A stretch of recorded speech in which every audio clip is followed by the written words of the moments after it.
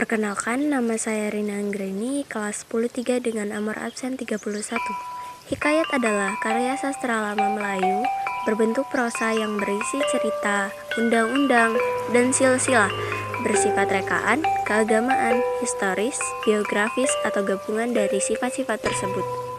Hikayat Malim Deman merupakan hikayat yang berasal dari sastra Melayu klasik dan memiliki fungsi keindahan yang dominan sebagai cerita pelipur lara.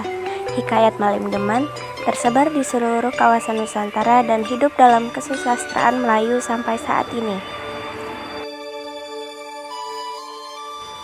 Hiduplah seorang pemuda yatim piatu pada zaman dahulu kala, Malim Deman namanya. Ia pemuda yang sangat rajin bekerja dan baik budinya. Setiap hari, ia mengerjakan sawah dan ladang milik ibunya yang berada di pinggir hutan. Di sekitar sawah milik ibunya Malim Deman, tinggallah seorang janda tua Mande Rubiah namanya. Malim Deman sangat akrab dengan janda tua itu. Bahkan Mande Rubiah telah menganggap Malim Deman sebagai anaknya sendiri. Pada suatu hari, Malim Deman kembali menjaga tanaman padinya. Ia hanya seorang diri di tengah sawah. Ia merasa sangat haus. Malim Deman segera menuju ke pondok Mande Rubiah untuk meminta air minum. Belum juga sampai, Malim Deman mendengar suara beberapa perempuan di belakang pondok Mande Rubiah. Dengan berjalan berjingkat-jingkat, Malim Deman segera menuju sumber suara yang sangat mencurigakan tersebut. Terperanjatlah Malim Deman ketika melihat 7 bidadari tengah mandi di kolam yang terletak di belakang pondok Mande Rubiah. Malim Deman sangat terpesona melihat kecantikan 7 bidadari itu.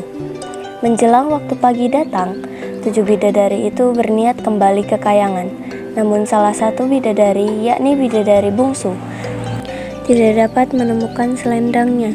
Karena matahari sebentar lagi terbit, 6 bidadari yang telah mendapatkan selendangnya dengan terpaksa meninggalkan adik bungsu mereka. Keenamnya menggunakan selendang mereka masing-masing untuk terbang kembali ke kayangan. Sepeninggalan kakak-kakaknya, si bungsu menangis. Ia ketakutan untuk tinggal di bumi. Malim Deman lantas mendekati dan menghibur si bidadari bungsu. Malim Deman kemudian mengajak bidadari itu ke rumah Mande Rubiah. Dengan hati gembira, Mande Rubiah menerima bidadari bernama Putri Bungsu itu dan mengakuinya sebagai anak. Sejak saat itu, Malim Deman kian rajin berkunjung ke rumah Mande Rubiah untuk menemui Putri Bungsu.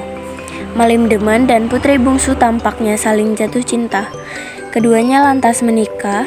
Tidak berapa lama, mereka dikaruniai seorang anak laki-laki. Seiring berjalannya waktu, Malim Deman banyak melakukan kebiasaan yang buruk. Hal itu menjadikan Putri Bungsu sangat bersedih melihat peringai buruk suaminya. Ia kadang menangis sendiri meratapi nasibnya. Semakin lama rasa itu semakin besar hingga pada suatu saat ia menemukan selendang miliknya di rumah ibunya. Ia berpura-pura hendak menjemur selendang itu seketika ia membawa selendang itu ke rumahnya. Putri Bungsu menemui Bujang Karim, pegawai Malim Deman. Putri Bungsu berkata bahwa ia akan segera kembali ke kayangan membawa Sutan Duano, anak Malim Deman dan Putri Bungsu. Malim Deman akhirnya panik dan harus kehilangan keluarga kecintaannya dengan penuh penyesalan.